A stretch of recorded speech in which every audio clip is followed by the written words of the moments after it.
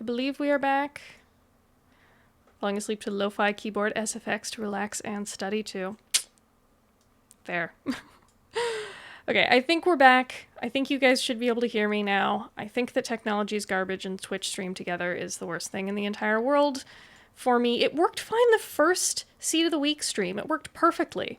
And then it's just been god-awful ever since then. I do not know why. And also I just realized now I need to add a new source for webcam.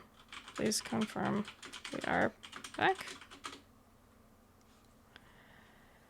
Anyway, while I'm waiting for that, let's get window capture. We are. Okay, perfect. Thank you. I think I want to... No, I don't want a display capture. I want a window capture on that guy. Cool. Let's just crop you down a bit and whatever. What is selected? Okay, there's that. Where's my cam? It's somewhere on here. Here. Why isn't it letting me drag it? Technology is garbage. Okay. Whatever. This is close enough to a setup. I will figure out something else for next week. Anyway, at least now, pretty sure that I'm not going to keep getting interrupted by microphone nonsense. Of course, now I've jinxed it that I said that. But let's just go with this for now, shall we? And we shall see what happens. I completely forget where we were in this. I know I was talking about Snecko nonsense. I know I was calling out Flintlock as pile of relics. And then we were talking about end of the act choices, right? Because Bookshelf was saying, imagine Flintlock just took a different path because the star was super unpickable.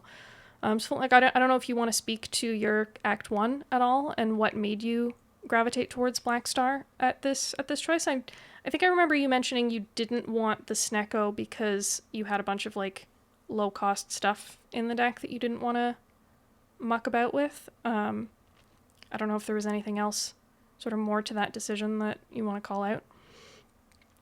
While I'm waiting on that, also want to point out this nuclear battery showing as the highest win percent relic here is misleading because it's an end of Act 2 relic versus an end of Act 1 relic, and just inherently the end of Act 1 relics are going to have a lower win percent because if you make it further into Act 2, you're cutting out all the people who died before that, and so it's like artificially inflated numbers. Flintlock saying, yeah, I had Seek, Beam Cell, Chill already. 3 solid, 0 cost cards.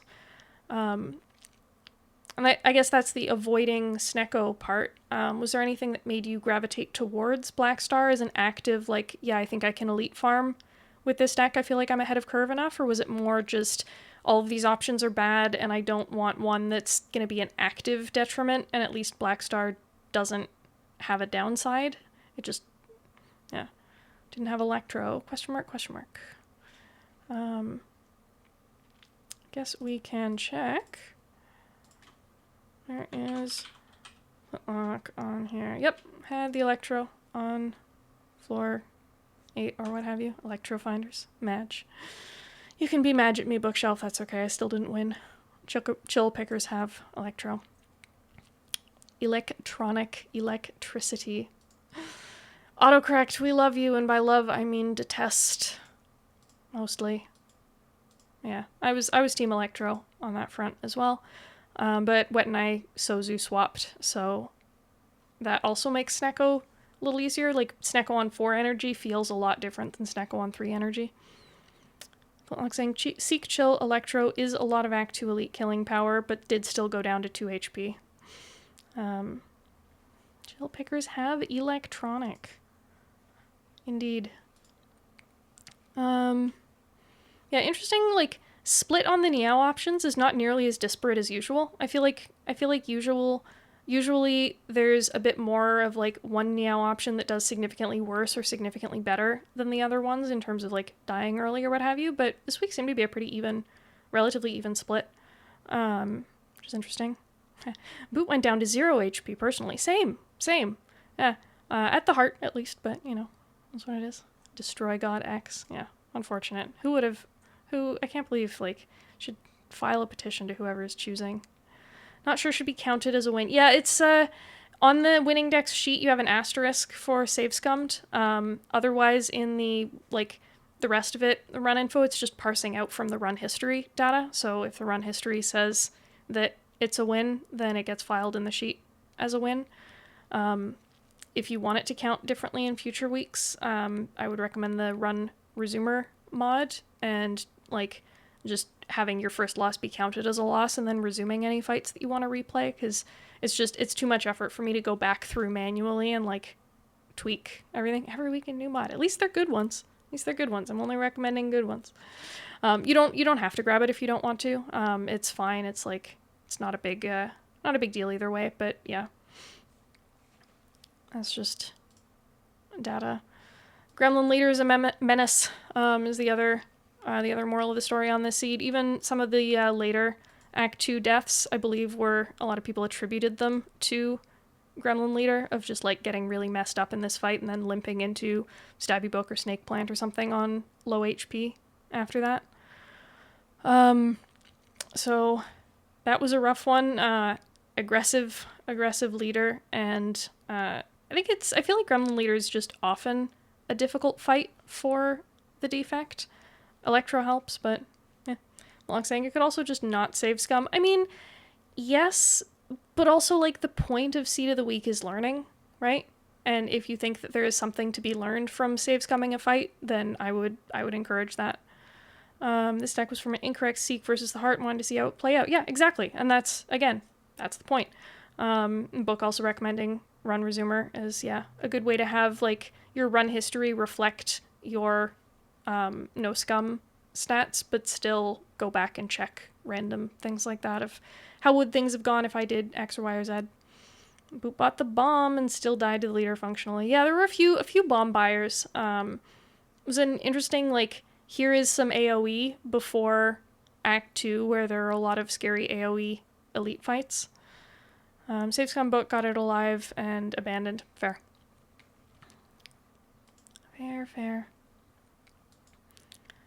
I guess card stats on this one.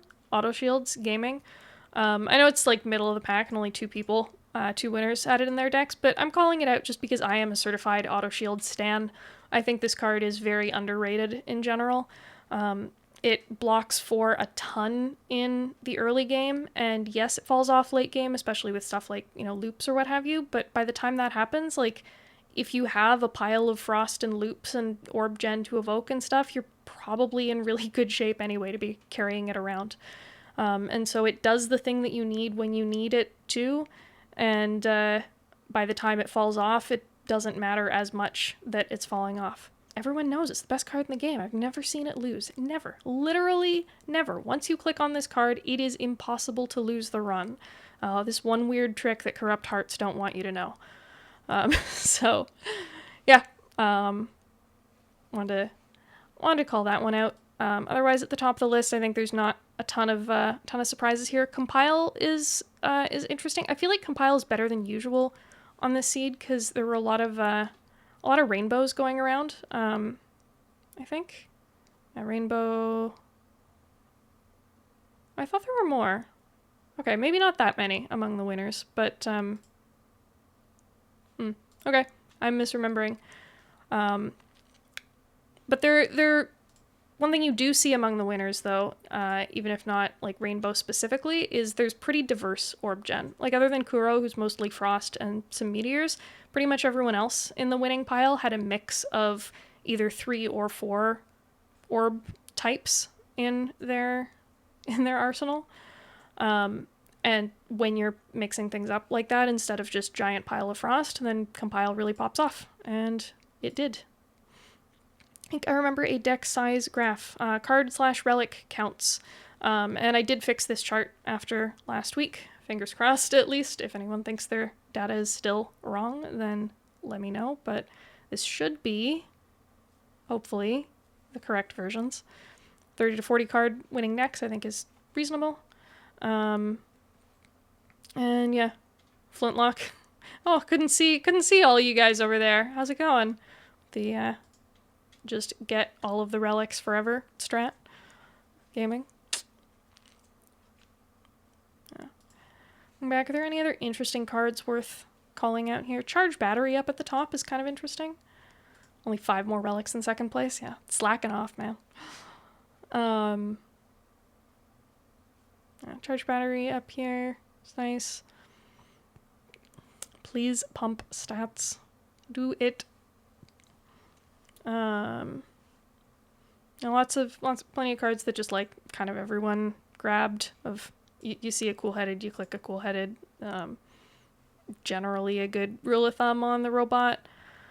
All for One popping off in all the Snecko decks. Recycle pretty high up is interesting. I don't know if anyone had a deck where Recycle played especially hard that you would want to call out. I think there were some Recycles in here. I put them under Energy. Magnell had one. Croven had one. The co-op team had one. Emily had one. Sad never got offered an All for One. Yeah, same. I'm also sad I didn't get offered 4 Meteor Strikes. That would have been pretty nice too. If you see Wet and I down here, I put ours in because we were only like, I don't know, like 30 HP shy of killing the heart or something. And also I wanted to see how ridiculous our pile looked compared to everyone else's. Because we had, the story of our run is we were aiming to be in this theme of like the top Snecko Deco people, but we saw 1 Meteor Strike the entire run, and it was dropped by Shield and Spear. And we also found no damage. Like, I'm just going to scroll up here for a second and just see, like, where did all the damage come from other people, and, like, good variety of cards and relics and such. Now you go down to Wet and I. We had a Beam Cell, a Cold Snap, a Ball Lightning, an Electro, a Rebound. Those 5 cards got us through Shield and Spear. Those are literally the only 5 cards in our deck that directly deal damage. We clicked on the Rebound in late Act 3 because it said damage on it. We didn't really care about the deck manip. It was like, please, sir, may I have a drop of damage. Yeah, we had Strike, Sap, and Ball. Okay, fair. This is not counting starter cards, but cards that we added to the deck that could deal damage.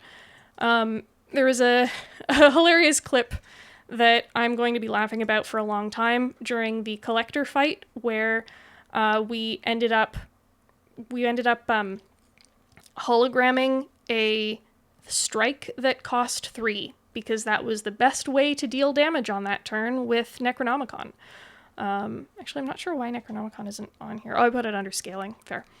3 cost strike between Strike Dummy and Necronomicon was our best way to deal damage, and that's at the end of Act 2, and I pretty much died of laughter because, like, how is this the case? What is the robot? And yeah, that mostly got us through the run. Got us through. Is the current seed really Knob Mogus? Yes, it is, Byron. Yes, it sure is. The meme has breached containment. So, why not? Yes, still play it, please. But yeah, Goofy Run. Did we face Transient? I don't think so. I don't remember, and I don't, I guess I can check on the damage tab. Nobody found Transient, it seems. That could have gone badly if we did. Very, very easily, I imagine. But yeah, just funny Snecko nonsense. With 1 or 2 more Snecko cards, I think this would have been a clear win for us.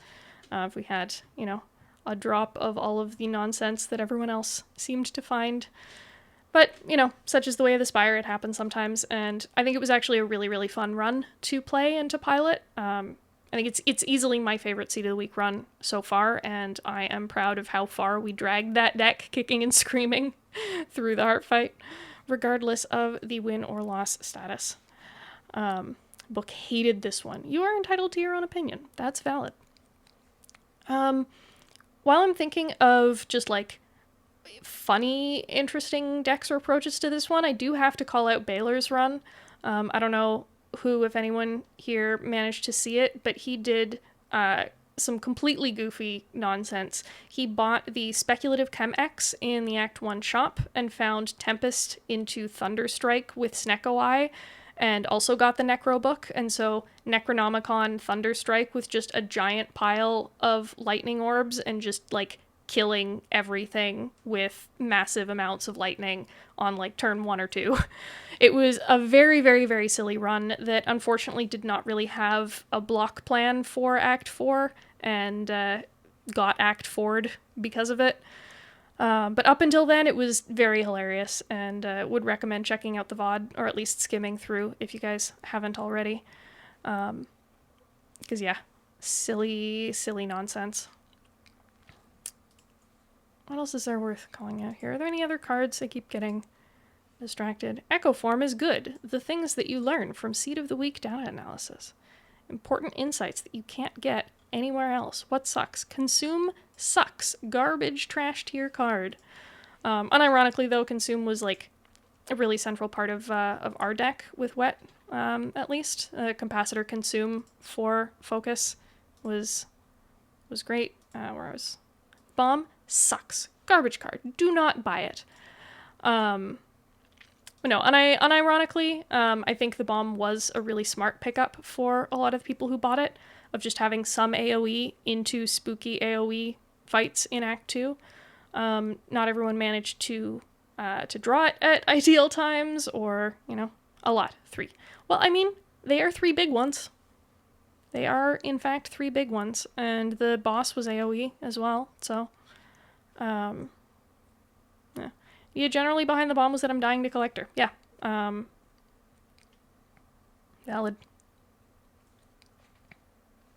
I don't really know what else to say about that one. Machine Learning. Terrible card. 10 losers. Stop dying to Collector. Good advice. Good advice. I feel like the runs when I don't die to Collector, I generally tend to do a bit better than the runs where I do die to Collector. Just, you know.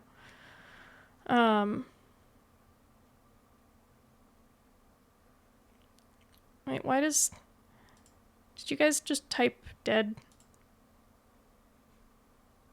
That should be a different thing. I don't want it to be replacing if it just says dead. It should be I'm dead. Okay, that's what I thought it was, but it's not showing up. Technology is garbage. It says custom name I'm dead when I click in. What the actual hell? I don't know. I'll figure that one out later as well. For now, I'm just going to remove it because I don't want it showing up like that. It's going to bug the crap out of me. Anyway, I will add it back later when it has an actual name that doesn't fuck with actual sentences that people are trying to type. Anyway, card stats. I think that's most of the big ones. What's going on with events? Scrap Ooze. This was a funny one. I didn't actually know that the number of clicks for Scrap Ooze to be a success is path dependent. Some people got the Scrap Ooze in 1 click if you took one path, and other people had like 4 or 5 clicks if you took a different path. So, interesting thing that I now know. Yours was painful, Flintlock? Yeah. Well, you still managed it, so. The Orichalcum is actually so big. It's true. Orichalcum makes Act 1 super, super comfy. Bonfire Elementals, I think most people just saw this event really early. I know we certainly did, we don't have non-basics to offer yet. A couple people managed to get a rare later in the act. Flirtooze was 1 click, Blom. Yeah. Got so many potions with Sozu. I mean, maybe. Where's Ooze stat in terms of like how many clicks? I didn't bother to put that one in. Yeah. Did a bunch of math calculating whether Scrap Ooze was worth it. Decided it wasn't. Clicked anyways. Hey, it me. I just, for me, it's in the same category as always bet on noodles, of just like a goofy thing where I see I see scrap ooze, I click scrap ooze at least once, because it's the dopamine button. There's dopamine in that button. Kuro saying got 5 pots, Act 1 with Sozu. Fair. I was not keeping track. But got none. Again, also path dependent of, yeah, didn't really care. Also fair. If you're not getting them anyway, then... Decent split on ignore Mausoleum versus open the box and take the curse. Most people choosing to become a ghost is actually kind of interesting to me. Apps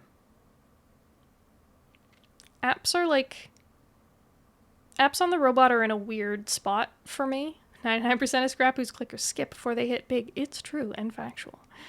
But no, if you guys have just general thoughts on when you do versus don't want apps on defect especially, I would be curious, because I feel like a lot of the time for me it's like I want apps when my damage is fast, and it's like I need to just throw everything I've got at the enemy and, you know, not really worry about blocking, and then I run out of steam quickly and die.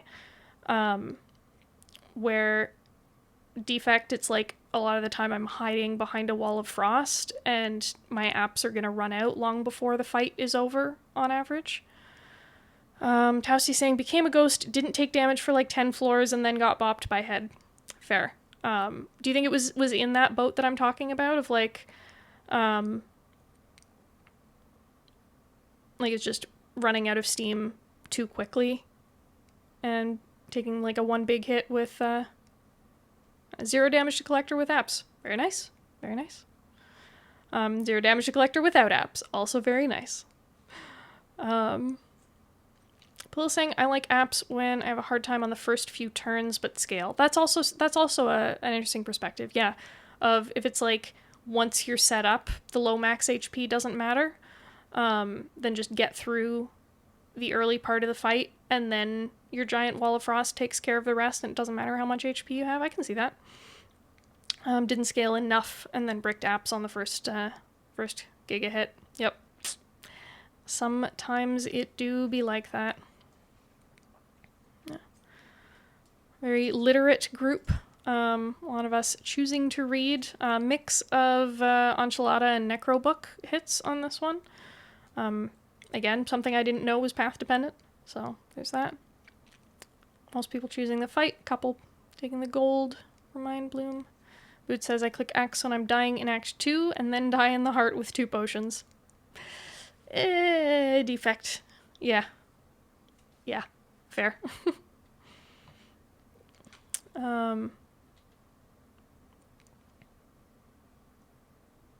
Upgrade, Shrine, Big Fish, Designers, just lots of options, and they're all kind of...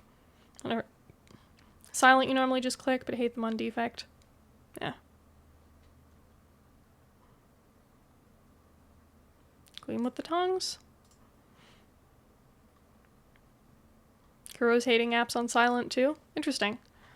I feel like my opinion of apps keeps penduluming. It's just like a very gut feel thing of do I want them here, and I can't really explain why a lot of the time. Clicked more than defect. Book doesn't like them in general, yeah. I mean, if they didn't take half your max HP, they'd be great.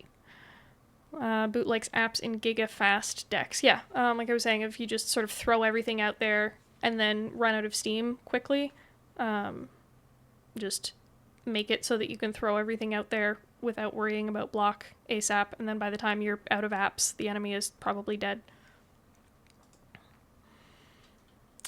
Walker Steel winning the slow boys contest on this one, unfortunately petering out in the heart, as with Wet and I. Emily saying, basic apps heuristic is how well am I able to draw into them? How safe am I after they run out? How desperate am I for surviving the next few floors? I think those are all good questions to ask, yeah. Of if you can't draw into them or retain them for when you need them, they are tricky.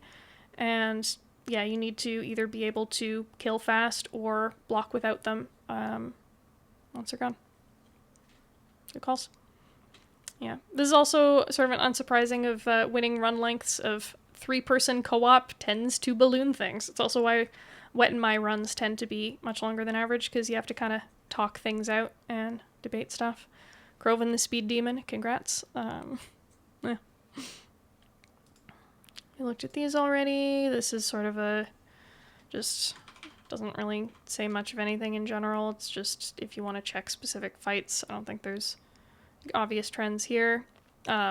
Remove 2 had a nice first few floors, which I think tracks of, you know, early game removes make you a lot more consistent. Yeah.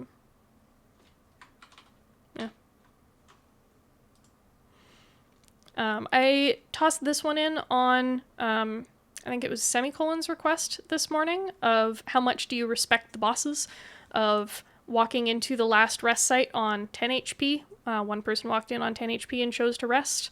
You know, a bunch of people walked in on 51 HP and did not choose to rest, kind of thing. So, biggest boss disrespect comes in on somebody on 16 and 17 HP did not rest into Collector. Yeah. But most people respected the Guardian well enough. I think 28 HP is pretty plenty. In retrospect, did not need to rest on 2 HP into Collector. Book is wide Christ emitting this chart. I am not sure. Can't wait to be the biggest respecter. Fair.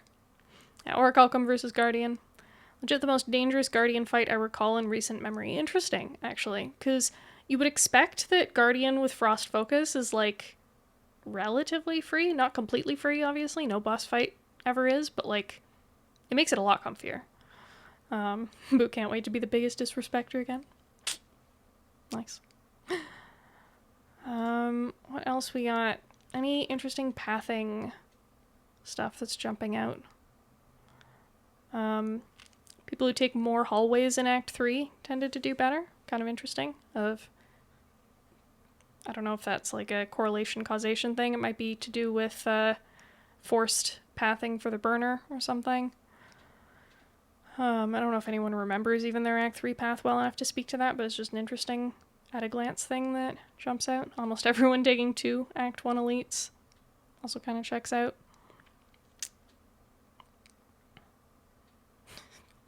3. You rest 3 times. And not taking too many Act 1 events tending to do better. Also unsurprising, Act 1 events kind of suck a lot of the time, so people who took fewer of them, yeah, understandable. Incomplete act means that that the run died before finishing the act. So like for example, this person hit 0 Act 3 rest sites, but that's not possible. There's always the guaranteed rest site at the end of the act, so it's like, yeah. So maybe these people were on like a 3 elite path or something, but they just died at the first one. So yeah, that's that one. It's a loss, but like a earlier loss. If that makes sense.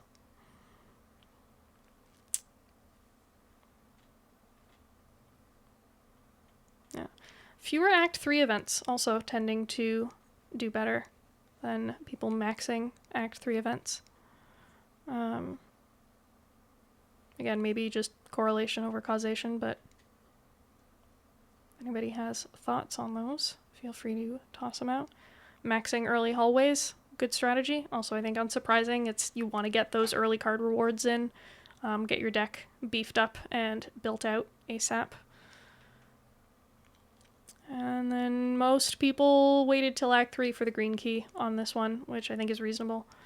Force pathing kind of sucks, but hey, it happens.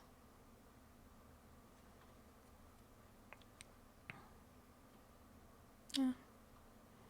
There's that. We got 4 choices. Beam Cell, floor 1. Click. Z card, click card. The last defect seed of the week, I think, was interesting on this one because that also had a remove 2 option at Niao and also had a very early Beam Cell. And I saw a lot more people skipping that early beam cell, saying, oh, I removed 2, I don't really have strikes. So, like, why would I want a beam cell if I don't have strikes to play into it? And I think there was some good discussion about that, of just, like, beam cell is a good card, and you want to be grabbing more output cards in Act 1 anyway, so even if it's not doing, like, quite as much immediately, it's, like, going to be doing a lot more in the very near future. Moot still says it feels cringe. Well, I mean, more people seem to be clicking it this time around than last time. You still clicked it too? Fair. And yeah, if it was up against a better card, it's a charge battery, and I guess maybe a leap or white noise for some other people. Remove 2 defends it now. Interesting. I am not normally a big defend remover on defect. I'm curious what about the map made you want to remove double defend instead of either 1-1 or a double strike. There's a streamline on floor 7 for a lot of people. Yep, true. Or electro, depending on your path. Take beam cell, walk into an early shop, then buy some vol and pay off. Yeah. Now where's the shop? Floor 11 was a big shop. Doesn't look like there was one before that. So.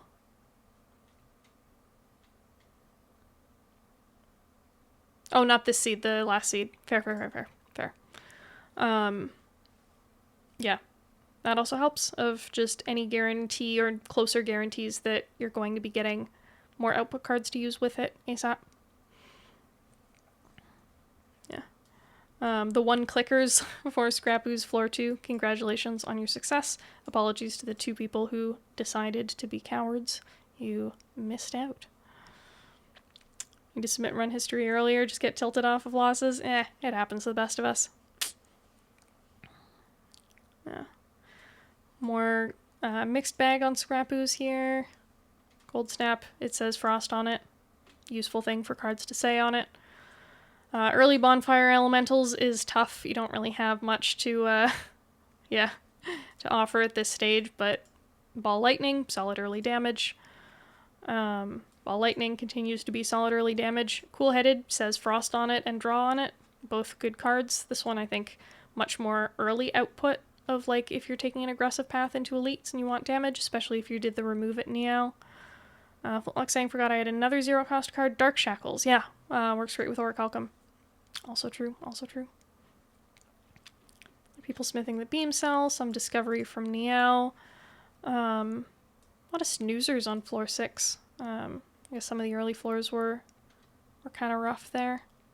There's the Electro for people who pathed into it. Kind of a mixed bag otherwise. A lot of smithing the Electro, some cool-headed streamline, yeah. Very diverse shop this time around, by the way. I feel like most of the time there's, like, a couple things that people will laser in on at a shop. But I guess through a combination of this being a later shop in the act, and also just, like, an interesting set of things, there's, yeah, pretty wide variety of stuff that people bought on this one. Interesting, the mix between defend and strike removers. I think most people should have had the Orichalcum by now, and still removing the strike. Potion Belt. A lot of people buying Potion Belt. That's an interesting one to me. Potion Belt in Act 1, unless you're, like, literally about to also buy a potion to fill the belt with, like, in the same shop, feels a little greedy to me early on. It's not typically a relic that gives you a ton of immediate output, and in Act 1 you kind of want immediate output. Potion Belt, pretty binary with Sozu Swap, also fair, yeah. Optimistic purchase, I think, is a good way to put it, yeah. Defrag, less optimistic. Speculative Chemex, Baylor, and one other person. Not sure who the other person was, but I hope you managed to find some fun nonsense to do with it. Yeah. Biggest defect believer. Nice. Just Tempest? Fair enough. Emily saying, wasn't super excited by the rest of the shop, felt decent about current output. Let's try buying Potion Melt, rarely do so. Fair enough. In hindsight, do you feel like it played, or just, yeah, thoughts in general? I mean, clearly you made it through the run in in solid shape.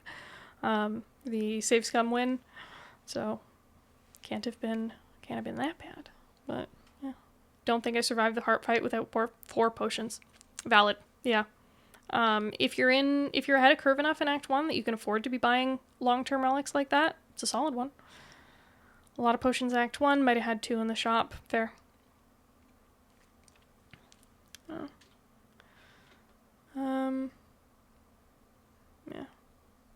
2 people face trading on this one. Interesting. Who traded? I want to find out. Dazed, Lurker, and Emily. Well, what face did you get, Emily? And was it kind of a YOLO click, or a genuine, I have assessed the options and I believe that this is optimal for win rate? Relegating, null off. Sad.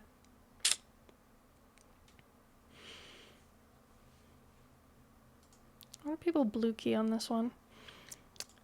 Strike dummy blue keying feels very optimistic to me. I am Earl.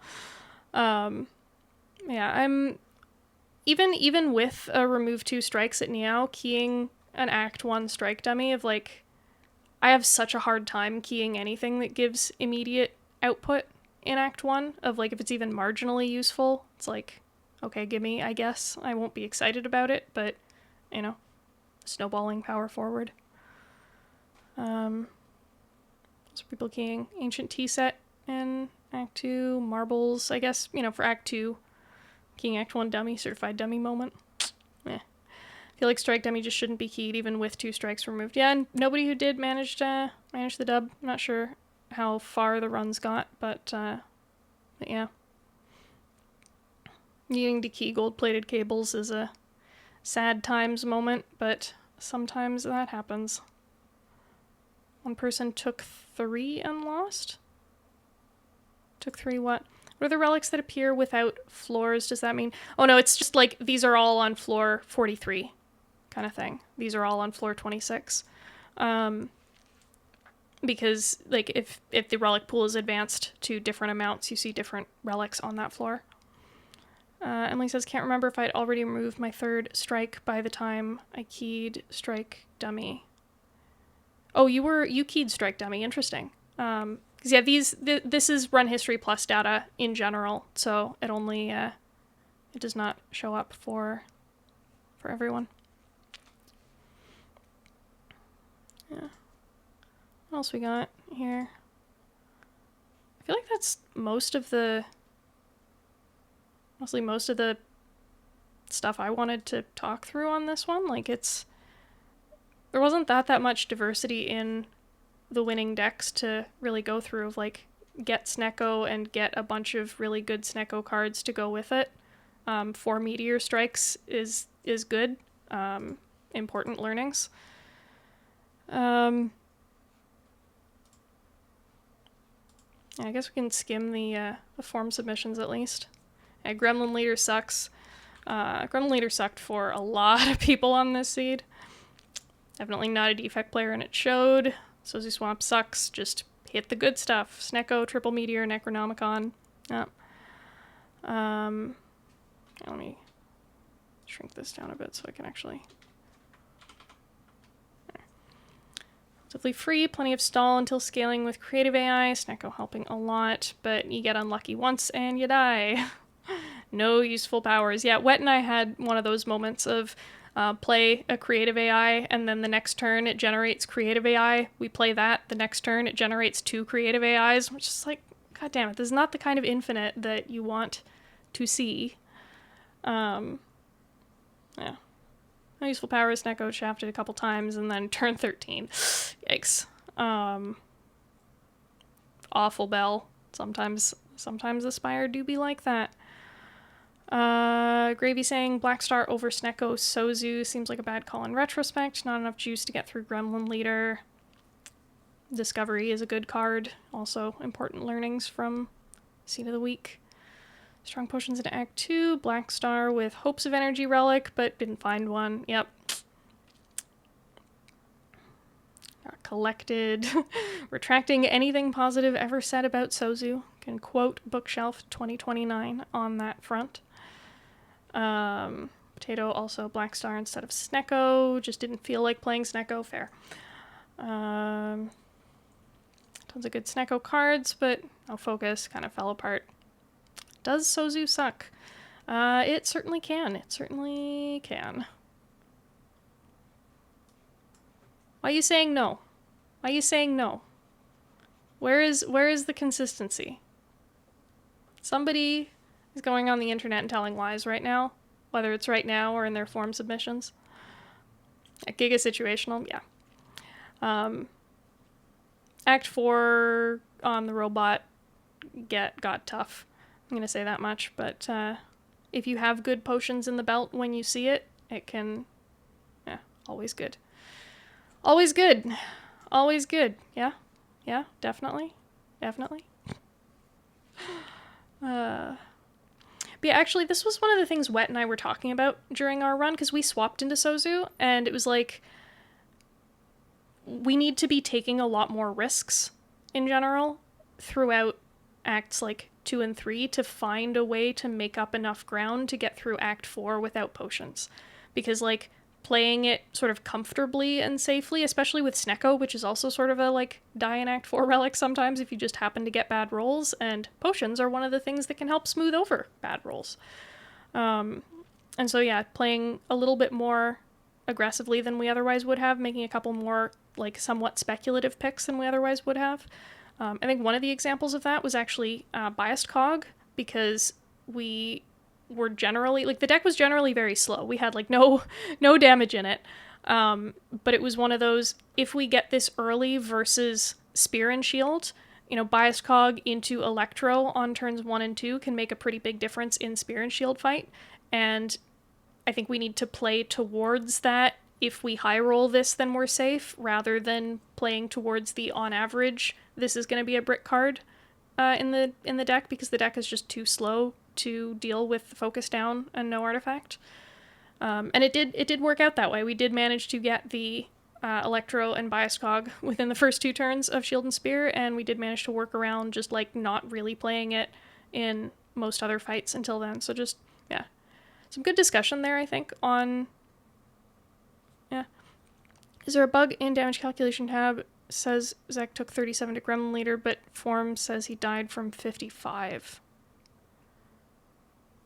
That is interesting. Can you DM me that on Discord, and I will look into it at some point after stream? Because yeah, I'm not sure offhand how exactly that shows up in the run history data, and I can't, like, I vaguely at least remember how I wrote that function, and I'm not sure. No, but it's the other direction, semicolon, of if the sheet says he took 37, but the submission says he died from 55. I will need to look into that.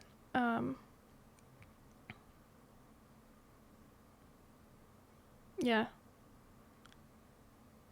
Because, like, it's grouped up in the run history data.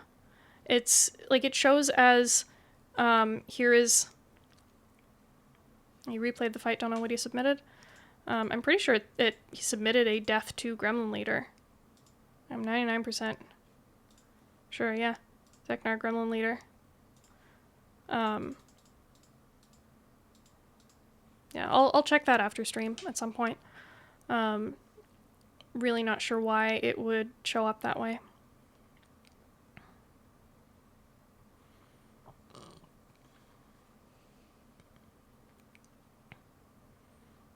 Yeah.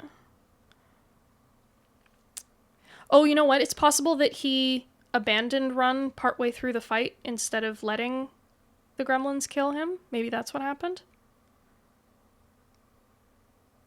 Of, like, the gremlins have lethal against me this turn, so I'm just gonna click abandon. I don't know. There are options. What else is on here?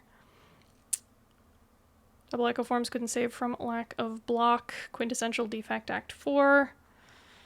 Unfortunate. Kind of the opposite of our run. All the block versus none of the block. Echo into Snecko. Fairy Protection. Pressing E a lot. Defect things.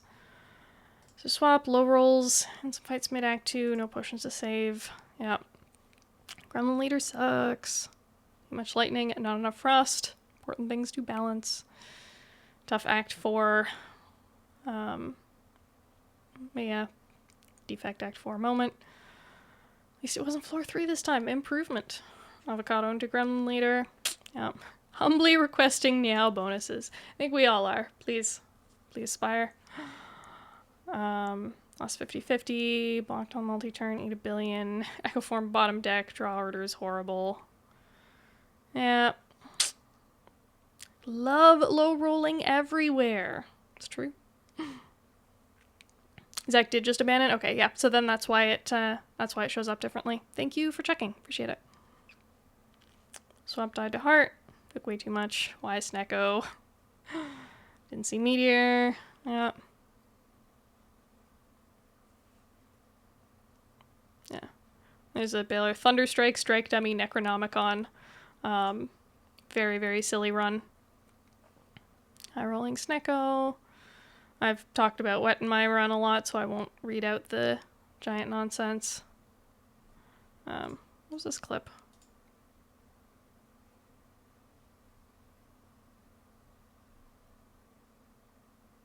Oh, I remember this now. I remember this. Best explosive pot in Act 4 of all time.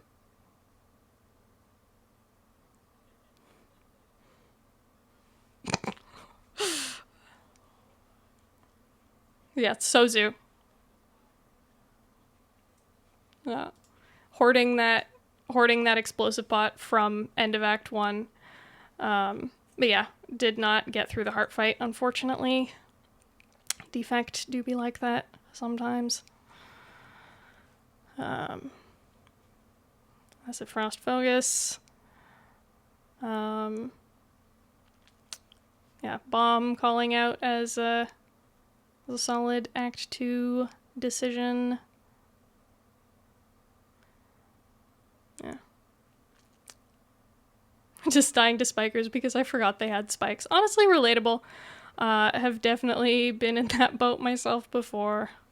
Timmy Shamalama Leader. Never boss swapping again. Never. There's Wet made this meme on Discord that was one of those like digging for diamonds things, and it's like you turn back just before hitting it big. It's not wanting to boss swap for Seed of the Week because you don't want to get Sozu again, and then the diamonds is like in a mid swap or a P-box swap or something. So who knows? Not me. The seeds are random. The swap hurts. Yeah. Nearly died to Guardian, but still got through. Yeah. Runs can sure turn around. Yeah. Definitely a fun seed for me, at least. Despite the, win or lose, it was a cool run to play. I hope you guys enjoyed it as well. I'll give just like a couple minutes open thing if there's anything else that you guys want to ask about or call out, highlight, either in your own runs or other people's runs. Just general questions about, how do I evaluate X or Y? How did people choose, this, that, the other? But yeah. Did anyone astrolabe and win? I don't believe so. Nope. 6 losses, 0 wins on the Astro gang. Labe sucks. It is statistically proven. At least end of Act 1 Astrolabe. There were some wins at the end of Act 2 Astrolabe. So correcting on that front.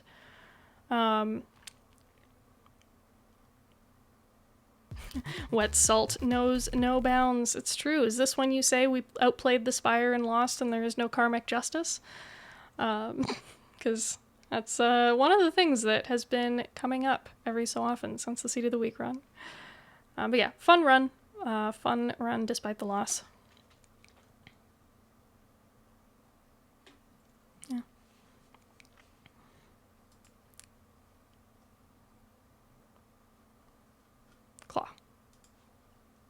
Picked claw. I need to know this. Potato. Potato is a law obeyer. Let this be known. Oh, gosh. Yeah. If there's anything else that people want to see or poke at or ask questions, even if they're not like in the sheet right now of just like interesting stats in general that I could maybe add to it for next week, I will continue to add more and more and more tabs to this thing until it just crushes under the weight of a billion calculations and I can't open the sheet anymore. That seems like a good plan to me. But yeah, just thoughts in general.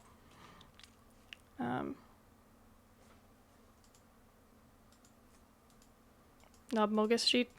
There is, I guess, sort of a knobber death count. I mean, there's a mid-act 1 death count. If there are a non-trivial number of knob deaths, I will make that an actual, like, separate count.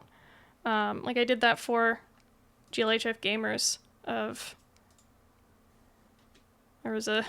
Yeah, got knobbed as a separate category here because a lot of people got knobbed on this one. This is notably, again, the same color scheme being used for these charts of look at all of the red versus all of the nice light colors. GLHF Gamers is a menace. Things that are worth being reminded of from time to time. I believe this one mid-act 1 death was actually a knobbed, for what it's worth. Knob-Mogus is a myth. Like just walking the dog midstream. What else did I miss here? Total damage taken from Jawworm. I mean, there's the damage tab, and you can look for Jawworm, so that is a thing. Cumulatively, 149 damage was taken across all runs. There you go, Palil. Any plans to add aggregate card/relic win rates across multiple weeks when a decent amount of data has been collected? Interesting. I could potentially do that. It would be a little tricky to, like, combine all of the different sheets. But yeah, I could potentially do that if there's enough interest. Kind of situational, but yeah, and Flintlock, I would appreciate like any info on the current seeds, even if it doesn't like feel particularly spoilery, like knowing that a lot of people are winning it or if specific people won or what have you, like it does kind of give some information about it. So yeah, if you could err on the side of caution for those going forward would be appreciated.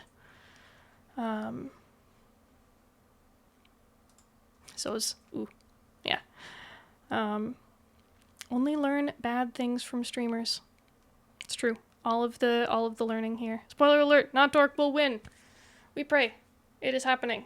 Tonight. Tonight is the night we are getting our win on the board in about 2 hours is when that stream will happen. So hopefully we'll see you guys back at that point for our blind crack at the seed. From the future, you guys won. Hell yeah. Well, thanks for popping back in time to say hello. Until then, I think this is probably a good spot to call it. Need to see the week now so you can actually watch the content. Well, enjoy your run and good luck on it if that is what you so choose to do.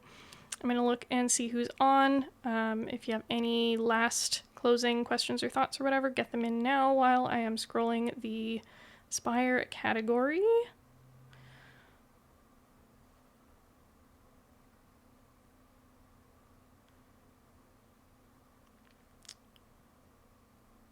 Okay, Chegg just went live. Oh, Panacea's on. Panacea is Seed of the Weeking. So I will not be joining you on this raid, so everybody say hi to Panacea on my behalf and say that I am dodging spoilers. But I hope you guys enjoy his run of the Seed. And if you are dodging spoilers as well, then please, this is your like warning ahead of time to mute or leave the stream or any of that jazz because spoilers are coming. Alert, alert, spoilers are coming for Seed of the Week.